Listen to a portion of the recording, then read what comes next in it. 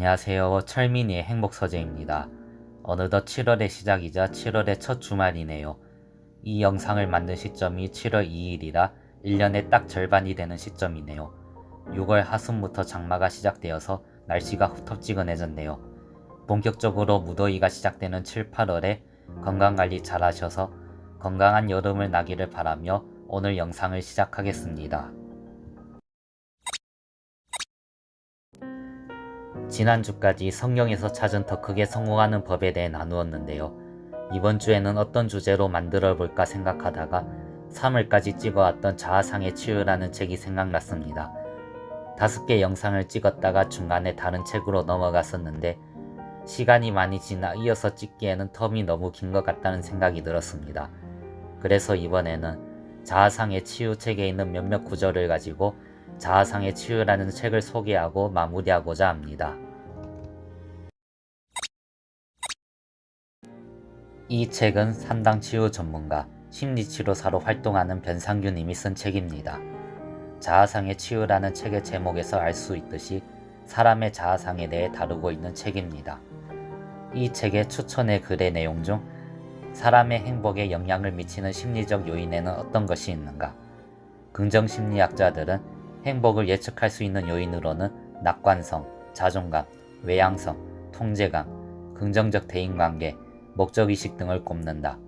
재미있는 것은 긍정적 자아상, 즉 높은 자존감을 지닌 사람, 자기를 사랑하고 수용하는 사람이 외향적이고 긍정적이며 다른 사람과도 원만한 관계를 누릴 수 있다는 것이다. 에서 자아상, 자존감이 얼마나 중요한 것인지를 알 수 있습니다. 이 책은 우리의 행복과 불행, 성공과 실패를 좌우하는 자아상을 중심 주제로 다루고 있다는 점에서 자아상을 세워나가는데 많은 도움을 받을 수 있는 책이라고 저는 생각합니다. 이 책은 다음과 같이 11개의 챕터로 구성되어 있습니다. 이 책을 통해 건강한 자아상을 만들어 나가는데 도움이 되시기를 바라는 마음으로 시작하겠습니다. 이 책의 첫 번째 챕터인 관계와 자아상에서는 세상에서 가장 중요하고 영적인 단어를 관계라고 소개하면서 관계가 중요한 것임을 말하고 있습니다. 이처럼 중요한 관계를 어디서 배우느냐에 대해 다음과 같이 이야기하고 있습니다. 그런 관계의 중요성을 배우는 곳이 어디일까요? 학교, 교회, 직장? 모두 틀린 말은 아니지만 더 근원적으로 관계의 중요성을 배우는 곳을 생각한다면 역시 가정이라 말할 수 있을 것입니다. 관계에 있어서 가정이 중요한 역할을 한다는 것을 말하고 있습니다. 실제로도 이 책은 가정을 중심으로 이야기를 끌어나가고 있음을 책을 읽어보면 알 수 있을 겁니다. 또한 이러한 가정을 가정되게 하는 것을 대화라고 하고 있습니다. 그러면 가정을 가정되게 만드는 기능이 무엇일까요? 서로 사랑하고 돌봐주고 함께 먹고 자며 생리적 욕구를 채워주고 삶을 나누는 것이 가정의 기능일 것입니다. 그러나 역시 이 모든 기능을 기능되게 하는 단어가 있습니다. 그것이 바로 대화입니다. 엮이는 가정과 숨기는 가정을 평가하는 중요한 잣대는 바로 대화 기능에 달려 있습니다. 그래서 대화가 잘 통하는 가정을 숨기는 가정이라 하고 대화가 통하지 않는 가정을 엮이는 가정이라고 합니다. 그러면서 다음과 같은 말을 통해 대화가 잘 통하는 것이 얼마나 중요한 것인지를 알 수 있는 것 같습니다. 대화를 하고 잘하면 편안하게 할 수 있는 인간관계를 대화가 부재한 가정에서 자라다 보니 눈치를 보고 짐작하고 감정을 사귀고 힘의 논리를 앞세우고 무례하게 대화합니다. 그렇게 대화하는 이상 성숙한 인간관계뿐만 아니라 성숙한 신앙도 이룰 수 없다고 생각합니다. 엮이는 가정과 자아상에서는 인간의 근원적인 욕구를 소개하며 사랑을 받아야 사랑을 할 수 있고 사랑을 받아야만 사람이 될 수 있다고 말하고 있습니다. 사랑에 대한 정의는 다양하지만 저는 사랑은 두 가지 특징을 갖고 있다고 생각합니다.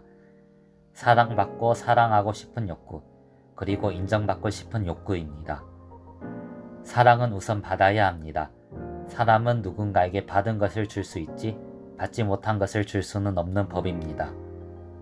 사람이 도덕이나 윤리를 배운다고 무엇이 선이고 무엇이 악인 줄 깨우치는 것이 아닙니다.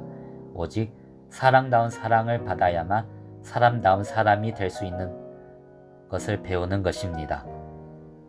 이런 말들이 특히나 공감이 되는 것 같습니다. 그래서 이 책에서 가정을 중요하게 다루지 않는가 생각해 보네요. 심리적 영양서와 자아상에서는 다음과 같은 구절이 있습니다. 세계 인구가 현재 약 60억 명이라고 하는데 그 수많은 사람의 마음 안에는 지금도 과거의 어린아이가 살아 움직이면서 당신의 인격을 지배하고 있다는 것입니다. 다시 말해 그게 누구든 나이가 어리든 많든 모든 이들의 마음 안에는 어릴 적 어린아이가 있습니다. 그리고 이 어린아이는 사랑받고 인정받고 싶은 욕구로 가득하다는 것입니다. 사람의 마음 속에는 누구든지 사랑받고 인정받고 싶은 욕구가 가득하다는 것입니다. 여기서는 유아기의 어머니하고의 관계가 건강한 자아상의 형성에 중요함을 이야기하고 있습니다. 말과 자아상은 다음과 같은 말로 요약될 수 있을 것 같습니다. 자녀는 부모가 해준 말을 통해 자신의 정체성을 확인합니다. 결국 부모가 자녀에게 어떤 말을 반복하느냐에 따라 그 아이의 자아상이 건강해지느냐, 부정적이 되느냐가 결정된다는 것입니다. 말의 영향력이 얼마나 중요한 것인지는 한 번쯤은 들어봐서 알고 계실 것 같은데요. 이 챕터를 보면서 더더욱 와닿는 것 같습니다.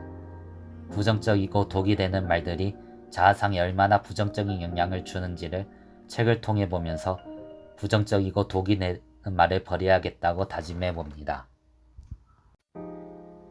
상처와 자아상에서는 성인 아이에 대해 다음과 같이 말하고 있습니다. 저는 이 모든 증상의 원인을 단 한마디로 묘사하고 싶습니다. 이 사람들은 마음이 체한 사람들입니다. 누구나 음식을 먹고 체한 경험이 한두 번씩 있을 것입니다. 그때 느낌이 어땠습니까? 체했다고 당장 죽지는 않습니다. 그러나 움직이고 숨쉬는 것이 어렵지요. 마음도 마찬가지입니다. 성인 아이는 정신이 이상하여 일상적 생활을 하지 못하는 사람들이 아닙니다. 이 사람들은 모든 분야에서 능력 있는 사람으로 평가받을 수 있습니다.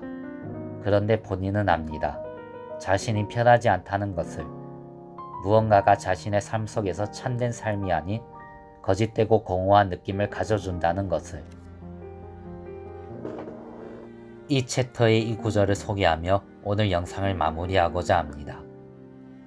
저는 심리적 치유도 기독교의 구원과 유사한 전제가 있다고 생각합니다. 다시 말해 우리가 자신을 구원할 수 없듯이 성인 아이도 자신을 스스로 치유할 수는 없다는 것입니다. 반드시 누군가의 도움이 필요합니다. 누군가가 쓴 치유에 관련된 책을 읽든 개인적인 상담을 하든 반드시 도움이 필요합니다. 또한 내가 나를 구원할 수 없음을 인정하는 태도에서 구원의 필요성이 제기되고 요청되듯이 성인 아이 스스로도 자신이 성인 아이 증상이 있다며 그런 증상이 있음에 대해 인정하는 자세가 필요합니다. 그렇게 자신에 대해 인정하는 사람은 치유의 가능성도 크고 구원도 받겠지만 끝까지 나에게는 문제가 없다고 하는 사람에게 이런 내용은 아무 소용이 없을 것입니다. 이 구절에서 전하고자 하는 말을 핵심적으로 잘 전달한 것 같습니다. 마음의 태도와 자세에 달려 있다는 것, 이걸 꼭 기억해야겠습니다.